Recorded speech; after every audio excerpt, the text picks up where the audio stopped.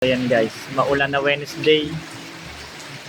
Yung pak choy natin, ayun na yung for harvest yung nasa dulo. Ayan guys. Nagsasahod ako ng tubig ulan kasi yung tubig ulan yung ginagamit ko sa pagtatanim ng lettuce. So iniipon ko siya doon sa mga containers, even sa mga drums, yan. Tsaka sa loob. Yan. So yung pak choy, hindi siya maselan sa tubig, kaya hindi kagaya ng lettuce pag nababad sa tubig namamatay. Na ano siya, napupunggos. Ito pak choy, okay sa kanya yung maulan na panahon. Okay na okay siya. Yan guys, so keep safe, no? Dito naman sa amin hindi po na baha, mataas na lugar to. Kaya ingat po tayo, no?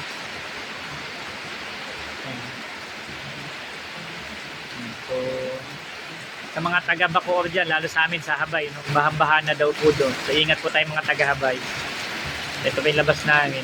Walang kabaha-baha. Okay, ingat po sa mga kamag-anak ko dyan sa Habay. Maming salamat po.